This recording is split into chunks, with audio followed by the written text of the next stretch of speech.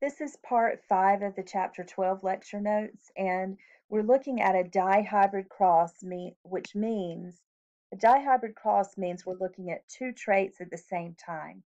In this case, we are looking at seed color and then seed, I guess you would say seed shape. Yeah, here we go. So seed color can be yellow or green, with yellow being dominant, big Y, and green being recessive, little y. And then seed shape can be round, big R, or wrinkled, little r. And the parents are pure for both traits. So one parent is pure, yellow, round, and so two big Y's, two big R's. And then the other parent in the P generation is pure, green, wrinkled, two little Y's, two little R's. And of course, it's easy to know what the offspring are going to be. All the offspring that the P generation produce are going to be heterozygous or hybrid for both traits, and they will express the dominant phenotypes.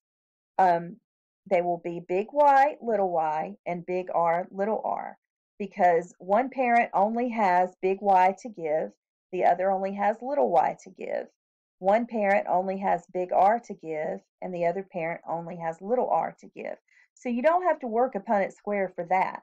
But then when you cross the F1s, when you do a cross between the parents who are heterozygous for both traits, then you have to set up a 16 square Punnett square.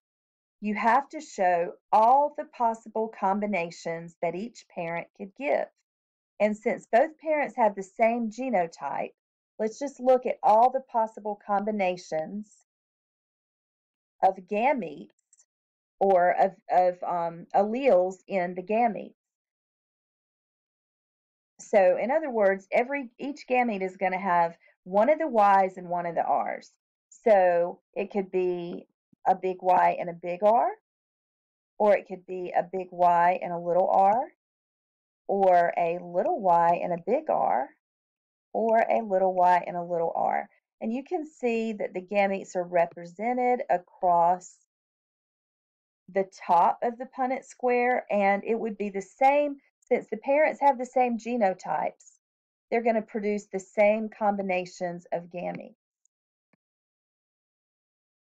Okay, so the F2s are called dihybrids, and this is what a dihybrid cross looks like.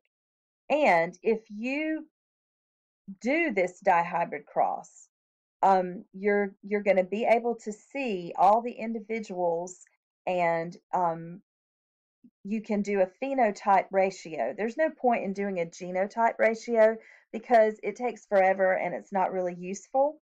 But we can count all the individuals that have both dominant traits. In other words, we can count all the individuals that are yellow and round because that means both the traits are dominant.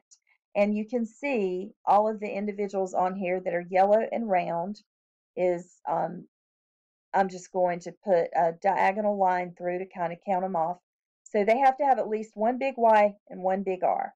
So 1, 2, 3, 4, 5, 6, 7, 8, 9. So that's 9 out of 16. And then the individuals who are green and round have to have two little y's for green and at least one big R. So I'm going to do a diagonal line in the other direction to count those. Green and round, green and round, green and round, that's 3. So that's one trait dominant, one trait recessive. And then the other case of one trait dominant, one trait recessive is yellow, the dominant trait, and wrinkled. Wrinkled would be two little r's. And we have 1, 2, 3 individuals that have at least one big Y, and two little r's. So they are yellow and wrinkled. And then we only have one individual that could have both recessive traits. So the ratio 9 to 3 to 3 to 1 is always the ratio of the F2s in a dihybrid cross. It's always going to be 9 to 3 to 3 to 1. The 9 represents both traits dominant. Each of the 3s represents one trait's recessive and one trait is dominant. And then the 1 represents that 1/16 is the chance of having an individual who has both recessive traits. And this is the same exact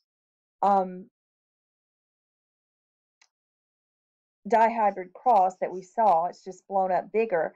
But dihybrid crosses are used to demonstrate Mendel's second law, which is the law of independent segregation. The fact that the trait of color and shape are inherited separately from each other. In other words, you're not just going to get big Y, big R, or little y, little r. You're going to get any combination of those.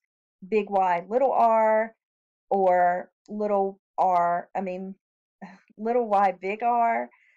You can have all the possible combinations in the gametes. That is the independent assortment that happens during metaphase 1 of meiosis. The way that they line up in the way those chromosomes line up in metaphase 1 will give you the random assortment of all the possible gametes that you could get from this individual. So that is independent assortment, which is that means that the different traits segregate independently of each other. The yellow or the seed color segregates independently of the seed shape.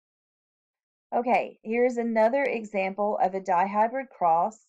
We have, looks like T's and I's. It doesn't tell it. Oh, okay, down here at the bottom. Tall is dominant, dwarf is recessive, inflated is dominant, constricted is recessive. So tall means the plant is tall and dwarf means it's short. Inflated means that the pod that the garden peas are in is more inflated, and constricted means that it's more constricted. That this is a characteristic of the pod. So your parents are dihybrids, big T, big I, little I. So the independent assortment says that they can give big T, big I, or they can give big T, little I, or they can give little t, big I, or they can give little t, little I. And since both parents can give those 4 combinations, that's what you see in the boxes outside of your 16 square Punnett square.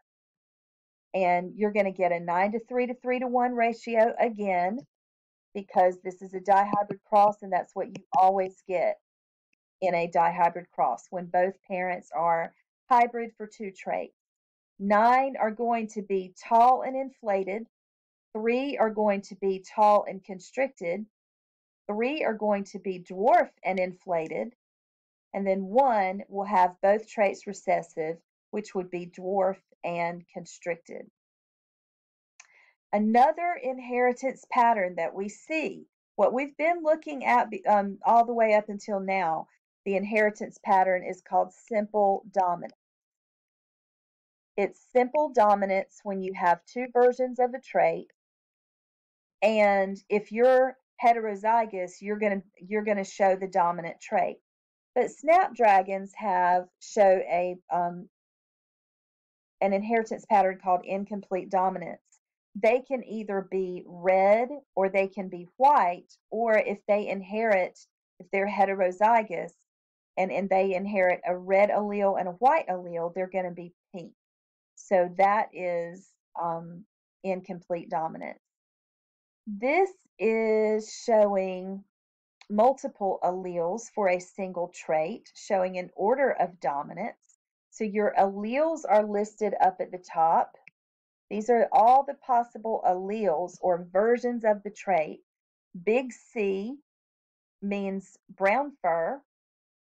Little c with a superscript ch means chinchilla. and that is black-tipped white fur. That means the fur is actually white, but the rabbit appears gray because the tips are black. And then you've got little ch, which stands for Himalayan, and that's white fur with only black paws, nose, ears, and tail. And then just a little c is albino, and little c is recessive. So big C is dominant to little c to, okay, so brown fur is dominant to chinchilla. Chinchilla is dominant to Himalayan, and Himalayan is dominant to albino. So the only way that you could get the albino is to have two little c. And I'll just give you a couple of examples. If you had a rabbit who had a big C and then a little CCH, that would be the brown fur and the chinchilla. Then this rabbit's going to show brown fur because big C is dominant to little CCH. All right. Then we have homeotic mutants. Homeotic mutants affect development and potentially many characteristics or many characters or traits. Mendel's traits are caused by single genes that affect only one trait. Now, what we're looking at here are very, very magnified photographs of fruit flies. Fruit flies are the little teeny flies that you see around fruit if you leave them out too long. As seen in comparing the wild type Drosophila on the left and the Antennapedia mutant on the right, the Antennapedia mutant has legs on its head in place of antenna. So the wild type has antenna,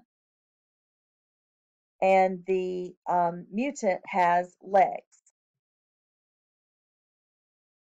And they're just homeotic mutants. Homeotic genes are genes that affect development. So in development, when the antenna were supposed to develop, there was a gene that said, put the antenna right here in this spot.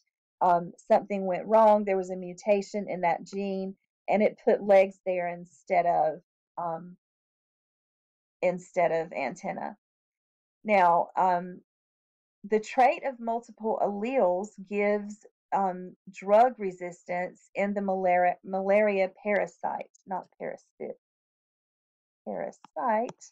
Okay, so Anopheles gambiae, or the African malaria mosquito, acts as a vector. That means it passes on malaria, the malaria parasite. And that's picture A. Here's your mosquito in picture A. And picture B is the parasite, the Plasmodium falciparum, which is this. Okay, so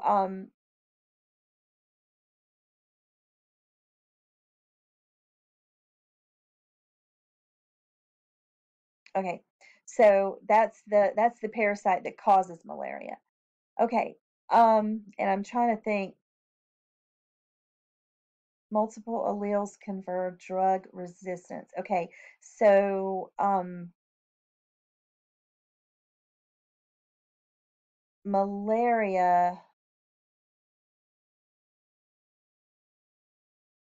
it doesn't say anything about. I'll get back to you on this one as well. I think out the alkaptonuria and also the multiple allele example of malaria. I'll have to get back to you on. So let's look at sex-linked traits really quick. Sex-linked traits are often called X-linked traits because they are traits found only on the X sex chromosome. You have to remember that a male carries an X chromosome and a Y chromosome for pair number 23, and females carry an X and an X for pair number 23. So these are the possibilities that you can have. Clockwise from the top, top left is brown cinnabar, sepia, vermilion, white, and red. and red eye color is wild type and dominant to white eye color.